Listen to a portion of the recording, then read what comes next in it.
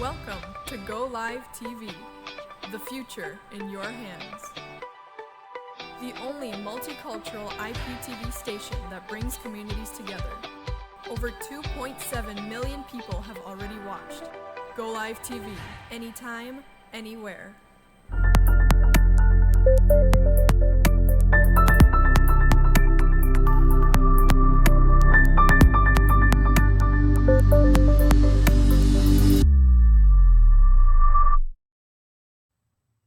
Le leadership relève de l'empathie.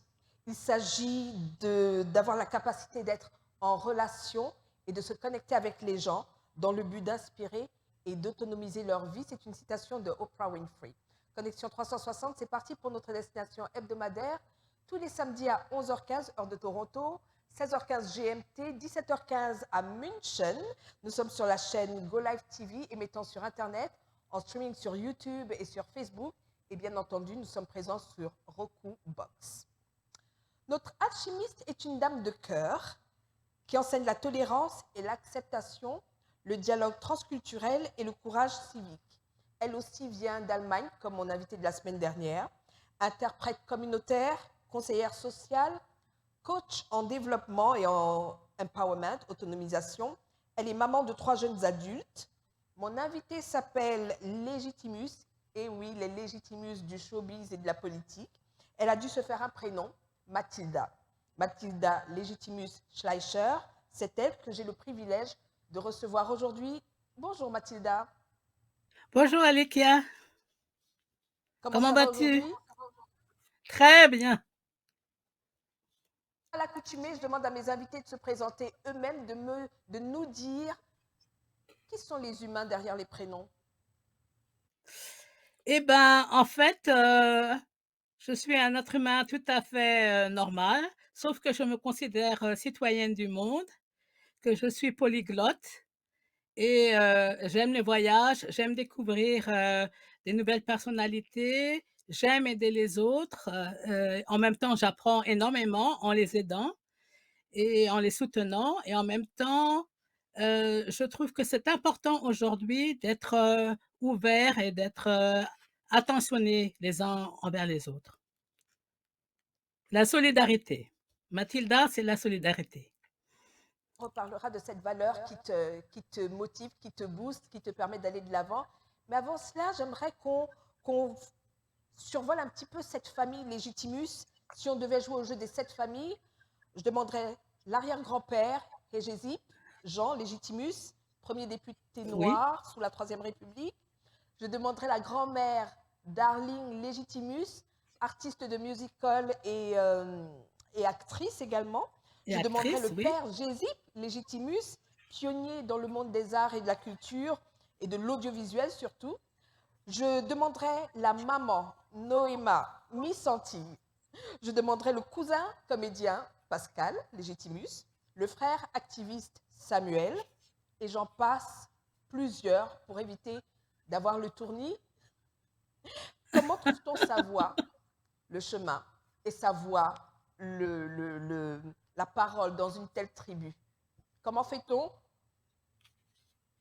quand on est dans cette tribu-là où fusionnent la politique, les arts, la culture, la justice sociale, comment on fait pour trouver son chemin et sa voix? En fait, je pense qu'on se laisse inspirer par tous les personnages que constitue cette famille. On est fier de cette famille et on essaie d'être à la hauteur, en fait. Pas beaucoup plus que ça. Et je pense qu'on se booste, qu'on s'inspire les uns les autres, qu'on s'encourage les uns les autres, et puis on s'échange. L'échange, c'est vraiment très important. Alors, c'est évident que ton enfance, et là on va se plonger dans ton enfance a été jonchée de noms célèbres, comme ta grand-mère fréquentait Joséphine Baker, elles étaient amies, elle a joué avec Simone Signoret, elle a posé pour Pablo Picasso, et pour Belmondo, le père. Paul Belmondo, il y a eu le père de ton Jean-Paul arrière-grand-père Belmondo. dont on disait qu'il était le Jaurès noir. Cet arrière-grand-père était l'ami de Léon Blum. Ton papa qui a carrément ouvert les scènes de l'audiovisuel et les scènes artistiques à la diaspora noire en France, c'est énorme. beaucoup de gens lui doivent vraiment leur succès et leur célébrité. Leur Alors, carrière, oui. cela, il a aidé ton papa, il a ouvert la voie à Manu Dibango, il a ouvert la Oui, voie au frère effectivement. Touré Kunda. Comment est-ce que tu vis cela? Comment est-ce que je comprends bien quand tu dis que on s'inspire d'eux et on doit prendre la relève, mais comment est-ce que toi tu le vis personnellement?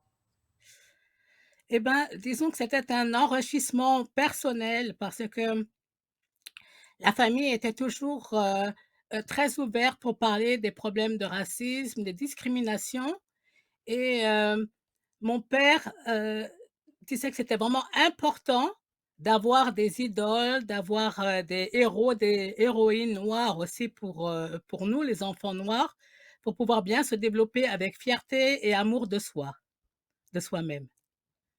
Pour autant, personne chez vous n'a attrapé la grosse tête. Ben non, non, c'était je pense pas que c'était vraiment nécessaire, hein, parce qu'on savait quelle était notre place. On était fiers d'avoir, cette famille-là. On sait aussi ce que ça nous a coûté. Il ne faut pas oublier qu'on vient de l'esclavage. Donc on était conscients de notre parcours, mais aussi conscients de notre rôle en tant que première famille noire, de France, peut-être même d'Europe, de servir de rôle modèle. Mathilda, tu as perdu en l'intervalle de 6 semaines ta grand-mère et ton papa. C'était en 99, décembre 99, puis janvier 2000. Oui. Qu'est-ce qu'on perd quand on perd deux personnes aussi essentielles dans sa vie et qu'est-ce qu'on gagne aussi? En fait, j'étais enceinte de mon troisième enfant. Mes enfants sont nés en 87, 88 et en février 2000. Donc j'étais vraiment à la fin de ma grossesse quand, j'ai perdu, ces 2 êtres chers. Pour ma grand-mère, disons que je m'attendais plus ou moins parce qu'elle avait quand même déjà 91 ans, qu'elle était, quand même malade, qu'elle ne pouvait pas vraiment marcher parce qu'on l'avait amputée des talons. Après le tournage, du film Rue Casse-Nègre d'ailleurs, elle avait attrapé des amibes dans les pieds et pour pas amputer ses jambes, on a dû amputer les talons.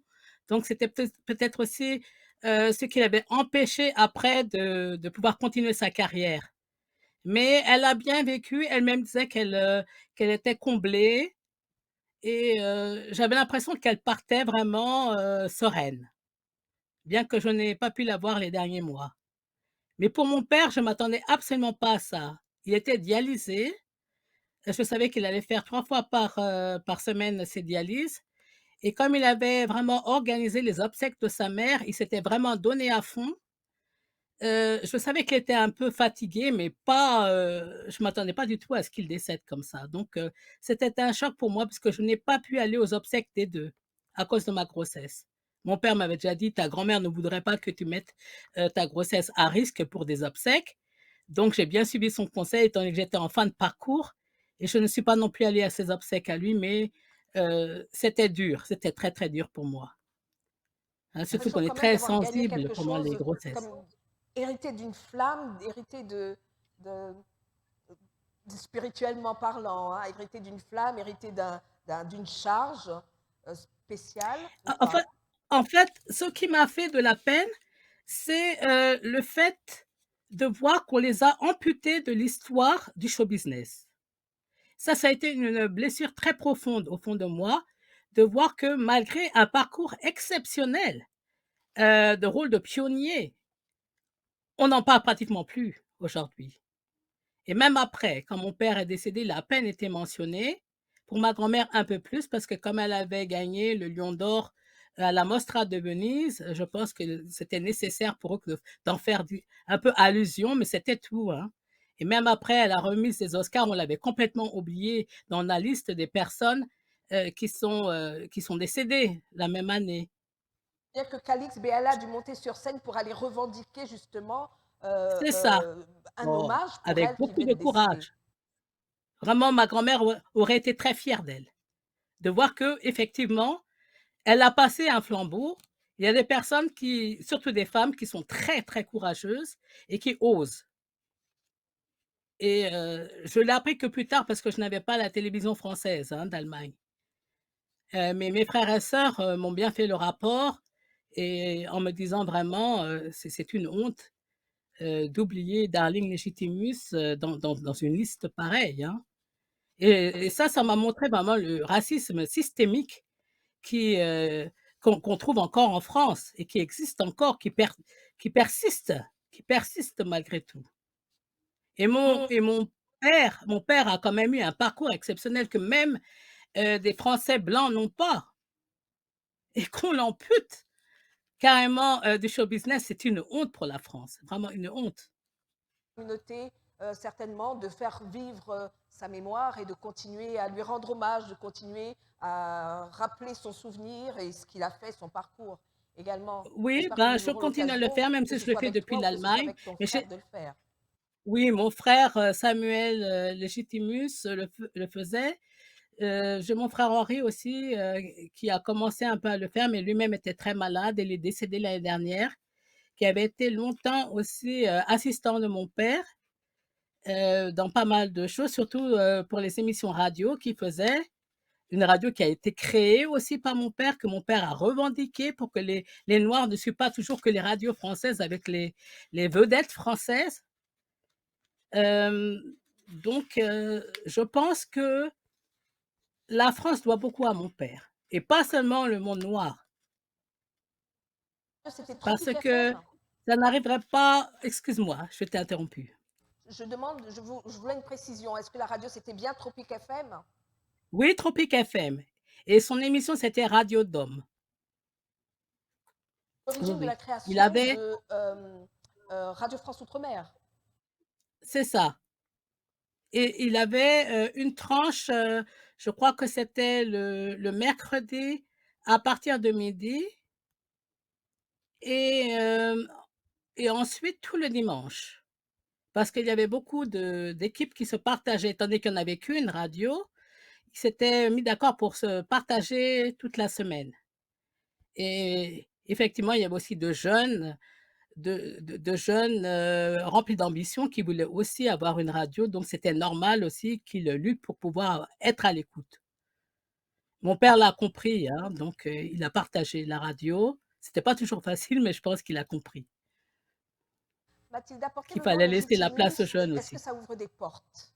Je comprends bien quand tu me dis que le nom Pas en Légitimus Allemagne, en est tout cas. oublié, on ne leur a pas rendu hommage, etc. Mais est-ce que ça a été facile pour toi en tant que la fille de Jésus ou la petite fille de Non, Darlene? non, personne ne les connaissait en Allemagne. Ça fait quand même 43 ans que je suis en Allemagne, hein. 45 ans à l'étranger, donc je n'ai pas bénéficié de ça. C'est peut-être pour ça que j'ai Toi aussi maintenant, plus de parlons de cette liberté de faire Allemagne-là mon parcours. où tu te retrouves aujourd'hui. Oui, disons que c'est un parcours que j'ai suivi toute seule, sans appui de qui que ce soit. J'ai dû frayer mon chemin toute seule et d'ailleurs, c'est tant mieux. Alors, comment on se retrouve coach en empowerment? Comment on se retrouve à être activiste pour la justice sociale, euh, à embrasser ce champ-là plutôt que le show business? En fait, j'aurais voulu aussi faire un peu de show business. J'avais pensé me lancer un peu dans le théâtre, mais il n'y avait pas de rôle pour les noirs. Mais je En suis arrivée, Allemagne. j'avais 18 ans, hein, quand je suis arrivée en Allemagne, en 79. Donc je n'avais pas encore, de voie précise à suivre. Donc j'étais assez flexible, mais je savais que je voulais apprendre les langues, que je voulais un peu découvrir la région dans laquelle je vivais.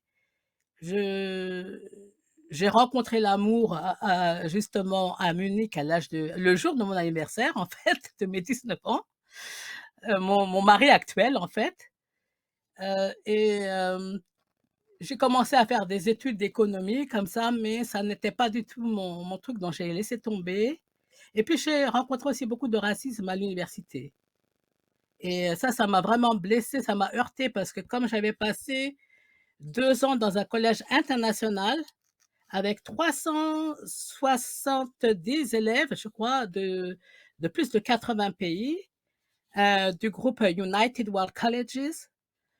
J'étais à Atlantic College au Pays de Galles, Wales, et nous avions vraiment une vie exceptionnelle. On était bien encadrés, toutes les personnes des alentours, étaient fières d'avoir un collège, de cette réputation dans le coin. Il y avait pas de racisme du tout, donc je n'étais pas du tout habituée. Et par contre en Bavière, c'était tout un autre parcours. Faut pas oublier que la Bavière, c'est quand même le berceau, du nazisme, donc c'était Justement, pas facile. justement, euh, ton patronyme est accolé à un nom allemand. C'est Comment ça. ça se fait? Tu parles beaucoup de racisme. Comment est-ce qu'on concilie un petit peu comment dire, ce parcours à travers le racisme et puis une vie finalement avec un conjoint qui est d'une autre race que la sienne, Bah, caucasienne? c'est pas une question que je me suis posée, hein. J'ai pas dit, je tombe amoureuse d'une personne qui est d'une autre race, hein. C'est venu comme ça. Faut pas oublier que je suis socialisée dans un pays, à majorité blanche, hein. Donc, ce n'était pas un choix fait, c'est arrivé comme ça.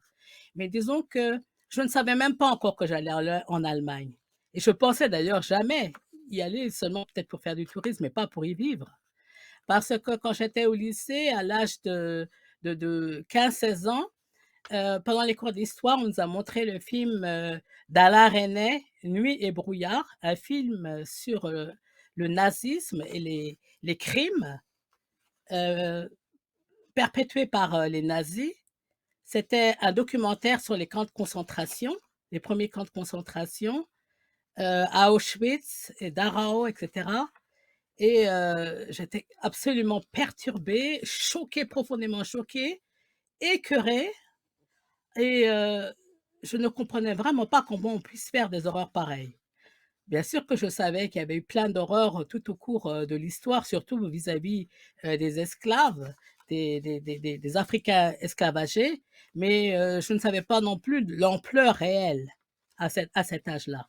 Par contre, ce que je découvrais dans ce documentaire m'a horrifiée.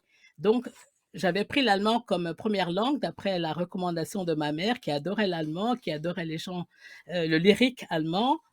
Elle chantait, elle était une très bonne, chanteuse, surtout classique. Elle n'a pas fait de carrière, dans cette voie-là. Mon père ne voulait pas vraiment, mais elle nous a encouragés à apprendre l'allemand, et quand j'ai vu ce film, j'ai arrêté d'apprendre l'allemand, je ne pouvais plus. Donc quand j'ai eu l'occasion de partir, d'être, sélectionnée, pour partir au United World Colleges, au collège, du monde uni, j'ai laissé tomber l'allemand, j'ai commencé avec l'espagnol, et j'avais pensé que c'était terminé. Mais dans ce collège, il y avait des jeunes Allemands absolument charmants, sympathiques, et je me suis dit, «Non, je pense que l'Allemagne n'est plus comme décrit dans ce documentaire ou dans les films sur, la guerre, de 14-18 ou 39-44. Je pense que la jeunesse allemande doit être différente», et j'ai voulu partir en Allemagne, et j'ai eu l'occasion de partir en tant que fille au pair, et j'ai découvert, vraiment que c'était un très beau pays, l'Allemagne, du moins la Bavière, une très belle région. Mais j'ai découvert aussi que les gens étaient quand même assez, disons, nationalistes quand même, et qu'ils n'aimaient pas trop, les personnes, étrangères, ou alors elles devaient être là seulement en tant que touristes pour un petit moment et après repartir vite. Parce que les questions qu'on posait, c'était toujours, «D'où viens-tu?» Quand je disais que je venais de France: «Oui, mais d'où viens-tu? D'où viens-tu vraiment?» Je disais: «Je viens de France». «Oui, mais d'où viens-tu, vraiment avant ça?» Je dis: «Ben, je viens du ventre de ma mère». Alors les gens rigolaient. Je vais t'arrêter là pour te demander comment ça se passe pour tes enfants. N'oublions pas que tu as élevé 3 enfants métis, donc ils sont de là. Est-ce qu'on leur pose également la question d'où Mais viennent-ils? c'est toujours pareil, ça n'a absolument pas changé, et c'est d'ailleurs, ce que nous déplorons et ce que nous critiquons en décrivant ce fait comme du racisme. C'est un racisme, disons, qui se perpétue par les livres d'histoire, par l'éducation, l'éducation scolaire et l'éducation aussi, de la famille et les médias. Donc, c'est difficile pour, les Allemands d'accepter qu'il y ait des Allemands noirs, qu'il y ait des Européens noirs. À la rigueur, peut-être, OK, ils ont entendu dire que la France avait des colonies. Ils ont souvent oublié ou on leur a pas enseigné que l'Allemagne aussi avait eu des colonies. On parle de la Hollande, on parle d'Angleterre, le Portugal, l'Espagne, d'accord, mais l'Allemagne, non. Puis s'ils entendent parler des colonies, oh, on les a eues, mais que quelques années.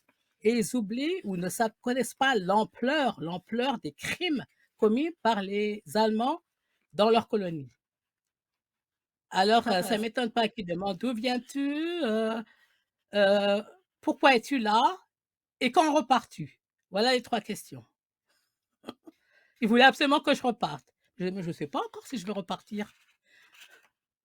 En élevant tes enfants, comment est-ce que tu les as préparés à embrasser leur diversité et surtout leur culture noire? Ben, étant donné qu'on avait l'habitude chez nous, hein, depuis ma tendre enfance, j'ai continué le même schéma, hein. J'ai continué à parler surtout d'une famille dont ils étaient fiers. En plus, à l'époque où ils étaient petits, ils étaient à l'école française en Allemagne, pas seulement parce que, hem, je ne voulais pas qu'ils aillent à l'école allemande, c'est simplement parce que j'ai accueilli mon neveu pendant 3 ans quand ma sœur était malade et qu'il ne parlait que le français. Donc, je ne savais pas combien de temps il allait rester, mais, j'ai préféré les mettre, tous à l'école française parce que ça aurait été très compliqué pour la scolarité étant donné que les vacances différaient. Alors j'ai mis mon neveu à l'école française et tout de suite, il demandait: «Est-ce que je pourrais mettre mes enfants?» Ils m'ont demandé s'ils étaient bilingues, j'ai dit: «Oui». «Bon, pas de problème, ils sont français?» «Oui». «Bon, ben, on va les prendre». C'était une école qu'il fallait payer aussi, donc c'était pas toujours facile, hein. J'ai eu une demi-bourse quand même et après il fallait, payer et quand j'ai commencé à travailler à plein temps, j'ai dû payer toute la scolarité. C'était quand même très, très, très cher. Mais je pense que ça a valu le coup, pour les 2 premiers. Pour le troisième, je l'ai mis dans le système allemand parce que je n'ai pas eu de place dès la maternelle donc et puis je travaillais, il fallait financer aussi les études, la formation professionnelle des 2 grands donc je l'ai laissé dans le système allemand. Tu as parlé de ton père, on sent bien qu'il a été quelque part ton mentor. Lorsqu'on préparait l'émission, tu m'as parlé de ta mère et de ce qu'elle t'avait Ah, ma et mère, de ce qu'elle t'a toujours d'abord dit ma quand tu mère. grandissais. Est-ce que tu peux nous dire ce que c'est? Comme en même temps, j'ai eu d'abord des femmes, ma mère et ma grand-mère. Ma grand-mère paternelle, parce que malheureusement, ma grand-mère maternelle était déjà décédée, avant même la naissance de mon frère aîné, de mon frère Henri, qui est décédé l'année dernière, le 23 avril malheureusement, après une longue maladie. Mais ma mère était une femme exceptionnelle parce qu'elle est venue de la Martinique vers l'âge de 11 12 ans à Paris.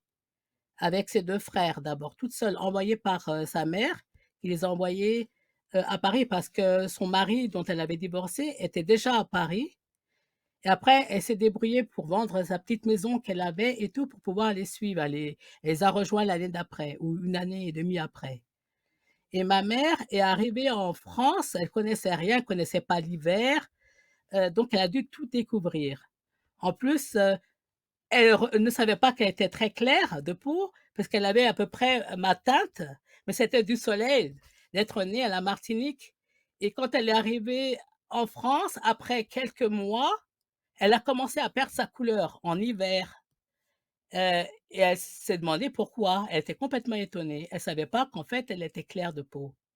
Mais au début, quand elle est arrivée, elle a vraiment subi aussi le racisme, surtout qu'elle avait un accent antillais très prononcé, qu'elle a après corrigé, hein, au cours des années, elle s'en est débarrassée plus ou moins. On l'entend de temps en temps quand elle est un petit peu fatiguée ou quand elle parle à la radio, mais sinon, elle était journaliste, donc elle a fait beaucoup de choses, ma mère. Elle a été l'assistante de mon père, elle n'était pas payée pour ça, mais elle a fait presque tout le travail à taper à la machine avec 2 doigts. J'ai jamais vu quelqu'un taper à la machine aussi rapidement que ma mère. On était vraiment fascinés de la voir. Elle écrivait les rapports, les scénarios, tout. Elle faisait tout quand elle avait le temps, parce qu'elle a quand même élevé 7 enfants, hein, c'est pas facile.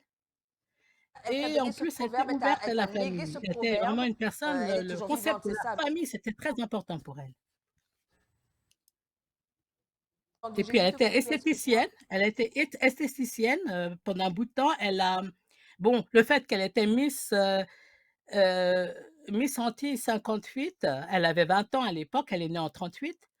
Hem, Ne l'a pas tellement impressionnée et elle aimait pas ce genre de choses, en fait, parce qu'elle trouvait que c'était ridicule de dire qu'une femme était la plus belle du monde alors qu'on connaît même pas les autres. C'est ridicule, mais enfin, à l'époque, on mis un peu de la pression sur elle. Elle était jeune, elle l'a fait, mais après elle a beaucoup regretté. Je me pense même qu'elle a déchiré pas mal de photos de l'époque parce que ça l'énervait qu'on parle seulement de Miss Antilles, alors qu'elle avait eu un autre parcours, qu'elle était très intelligente. Elle n'avait pas terminer son lycée et passer le bac à l'époque, parce qu'il y avait pas les moyens et elle devait un peu travailler. Mais, après, elle a tout rattrapé, même après avoir élevé les enfants, avoir travaillé comme journaliste, comme chroniqueur, avoir fait des émissions radio. Elle a quand même fait des études à l'âge de 40 ans. Et après à 60 ans, comme c'était possible en France de faire des études, quand ils faisaient l'équivalence, du parcours, même quand on n'avait pas le bac, et ça, j'admire beaucoup. Est-ce que ta mère, c'est ton héroïne? Oui, et puis ma On grand-mère aussi, l'entend parce que bien. ma grand-mère, elle est venue, enfin, elle est née au Carbet, à la Martinique, mais, en 1907, et puis elle est, le 21 novembre, 1907, et puis, sa mère est morte quand elle avait 2 ans. Elle a rejoint son oncle, qu'il a après, plus ou moins adopté. Il vivait à Caracas, au Venezuela, et travaillait pour, l'ambassade, ou le consulat de France, et elle a grandi là-bas. Donc elle savait qu'elle était antillaise, mais en même temps qu'elle était aussi, latino-américaine, et elle parlait, l'espagnol, depuis sa tendre enfance, donc elle parlait pratiquement. Elle était trilingue. Elle parle aussi un petit peu le créole, mais elle l'a appris encore plus avec son mari, avec Étienne, Légitimus. Mais elle a eu un parcours exceptionnel parce qu'elle a décidé à l'âge de 16 ans de partir toute seule. Elle s'est débrouillée pour, aller chercher son passeport, au consulat sans que son oncle le sache, alors qu'elle avait que 16 ans, et d'embarquer en tant que chaperonne d'une famille blanche pour, des enfants. Qu'elle a d'ailleurs vite quitté, hein, la famille, elle est pas restée dans la famille finalement puisqu'elle avait son frère qui était déjà en France, qu'elle a rejoint, et elle avait décidé depuis qu'elle était petite, parce qu'elle dansait bien, elle chantait bien, qu'elle deviendrait artiste, et Paris, c'était the place to be. Alors c'est ce qu'elle a fait, et vraiment avec un culot extraordinaire pour avoir ce parcours-là de Donc, danseuse, d'artiste, elle a fait aussi beaucoup de comédie quand elle était jeune. Elle avait même participé à la création d'un théâtre noir qui a dû fermer, pendant la guerre, et après quand d'autres personnes ont aussi, instauré un théâtre noir, elle était une des comédiennes, favorites là-bas, et elle a fait beaucoup de films aussi, mais malheureusement, et c'est ce qui me faisait beaucoup de peine pour elle, c'est qu'on lui proposait pas de rôle à sa hauteur. C'était toujours les boniches, les gouvernantes, les cuisinières, enfin, ou si ce n'était pas des sauvages, ou enfin presque des rôles vraiment, mais elle était courageuse, elle a dit: «Je prends. Je prends parce que c'est pas en restant à la maison en faisant rien que ça va me faire évoluer», et elle espérait vraiment convaincre les gens un jour qu'elle avait vraiment le gabarit pour faire mieux que cela, et heureusement pour elle, Eusanne Palsy l'a prise pour un des rôles principaux de Rue Casse-Nègre, à la grand-mère Mantine, et ça a été vraiment pour elle, le tremplin, mais malheureusement, elle était malade après, elle n'a pas vraiment profité. ça nous montre que, quelle que soit la modestie de l'opportunité, il faut la saisir. C'est ça, et ce que j'ai appris beaucoup d'elle. Tu prends, tu saisis. «Il n'y a pas de son métier», disait ma mère, et ma grand-mère, elle nous a montré vraiment que, on doit survivre, et je pense que c'est cette mentalité antillaise. Femme déboute. Les femmes sont debout, elles doivent tenir. C'est un de mes mottos préférés, mais c'était pas celui que j'avais quand j'étais jeune, hein. Mon motto préféré quand j'étais jeune, c'était, «Ce que tu ne veux pas qu'on te fasse, ne le fasse pas à autrui. Ça, Que c'était tu ma nous mère. dises parce que tu l'as eu de ta maman. C'est ma maman. Alors, je voulais qu'on parle également rapidement du collectif que tu as créé avec ton frère, du collectif Non, c'est mon frère qui l'a créé tout Baldwin. seul. Moi, je l'ai rejoint plus tard. Parce que depuis l'Allemagne, je pouvais pas créer le collectif Baldwin. Pratiquement personne ne le connaissait, en Allemagne. Il a surtout vécu en France et j'ai élevé mes enfants, j'avais d'autres occupations, hein. Pourquoi ce collectif, il a été créé pourquoi en France?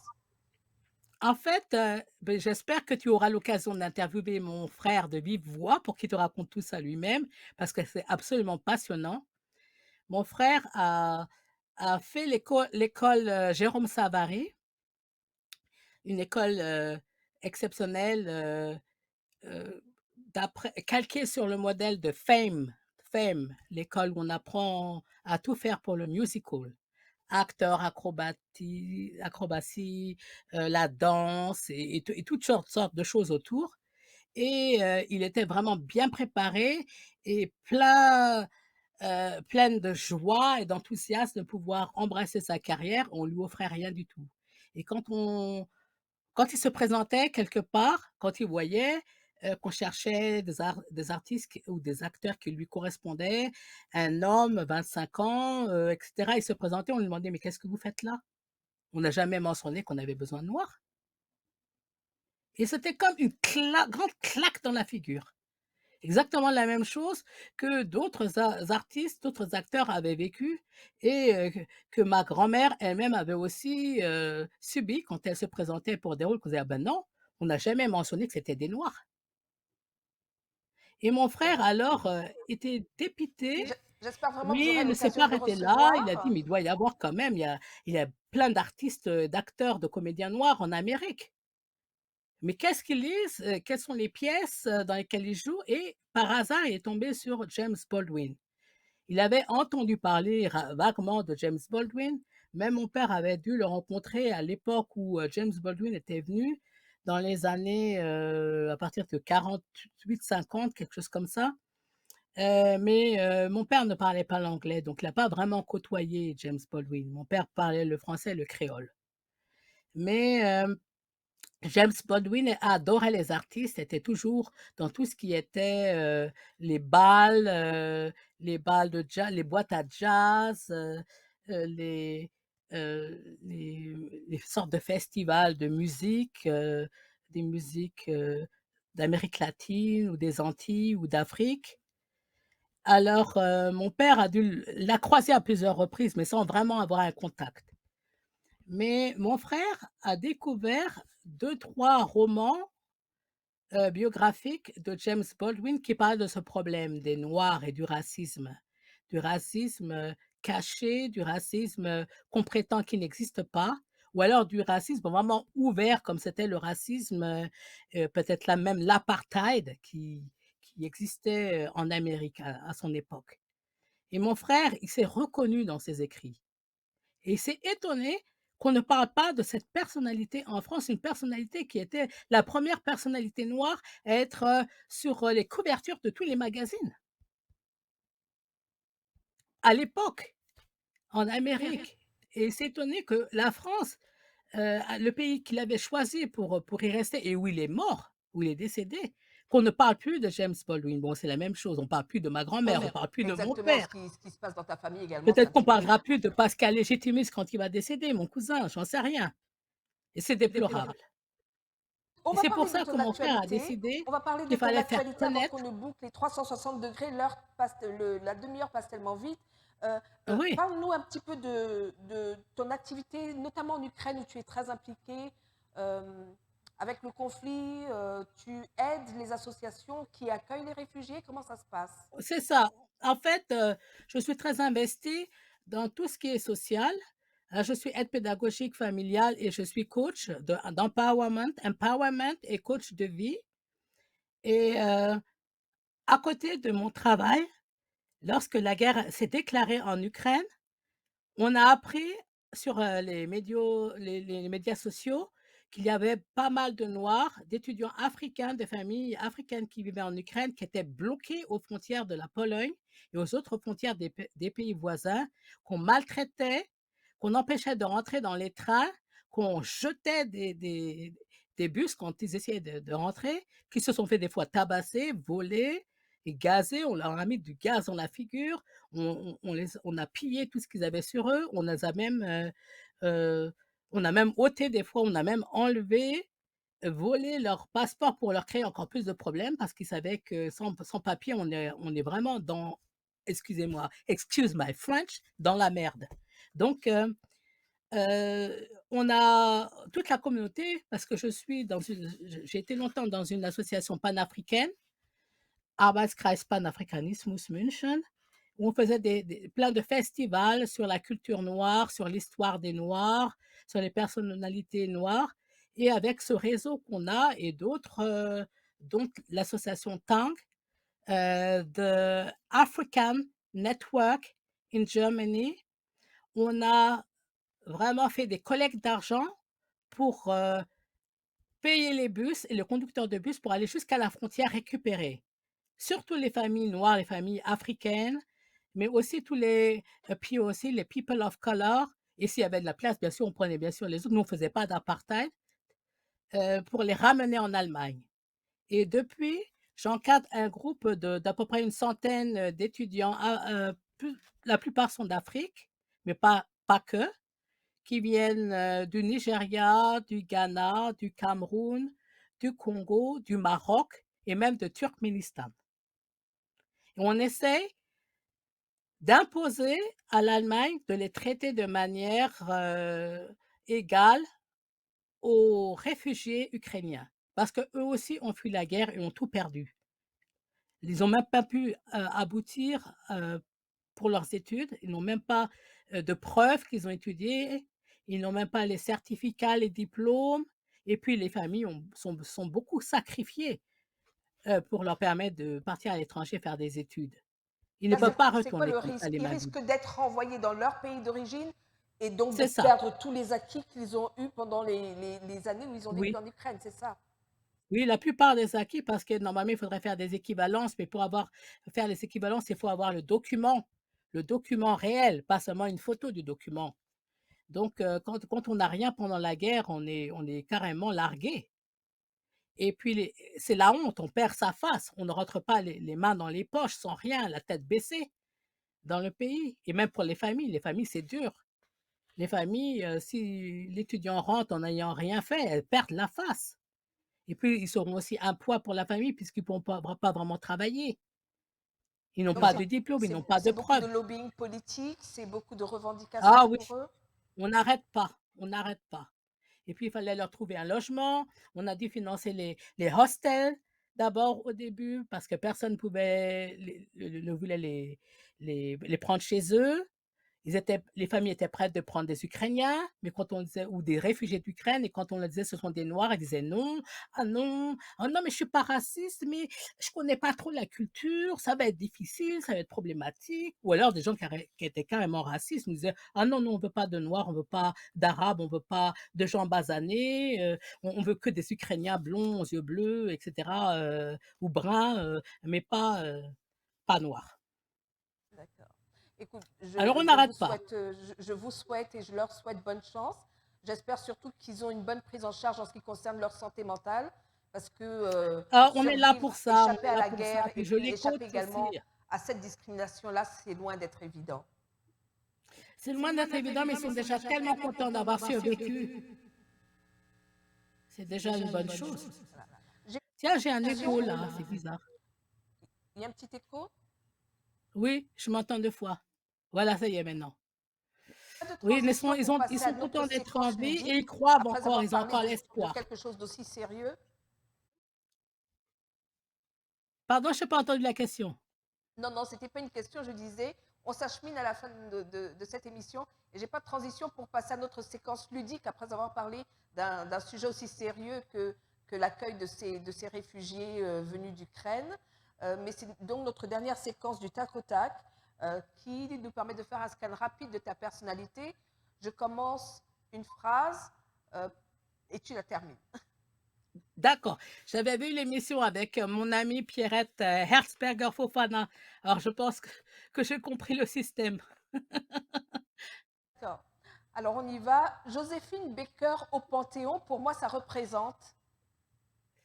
La réussite enfin, des Noirs en France et même si on ne veut pas, l'admettre, les Noirs ont fait énormément pour la France et Joséphine était vraiment une idole. Une des personnes courageuses à s'engager dans la résistance, à adopter, 12 enfants. C'est vraiment un exemple, c'est vraiment pour moi une héroïne. Rôle modèle.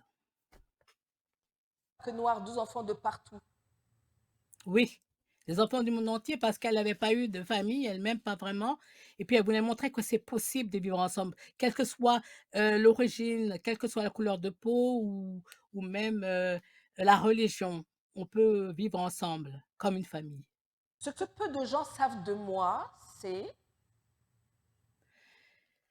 Que ça c'est difficile, la plupart que je viens d'une famille, assez connue, une famille, politisée, une famille, sociale, ici en Allemagne personne ne le sait, hein, quasiment pas. le petit nom que je donne à mon conjoint, c'est Tony, son vrai nom un nom. c'est Anton. Anton et moi je l'appelle Tony. Mon prénom m'est prédestiné Parce que Mathilda, c'est un nom germanique qui veut dire, heu, Marthe, Marthe qui est le pouvoir et Hilda qui est la lutte. Alors, combiné avec mon nom de famille Legitimus, ça fait vraiment un cocktail parfait pour, me décrire et décrire vraiment, mon destin et ce que je suis et ce que je veux continuer à être jusqu'à la fin de ma vie. si je ne vivais pas en Allemagne, je vivrais à. Je pense que je vivrais dans un des pays africains. J'aimerais bien aller au Ghana, au Sénégal. État d'esprit actuel, c'est. J'ai pas compris la question. Mon état d'esprit actuel.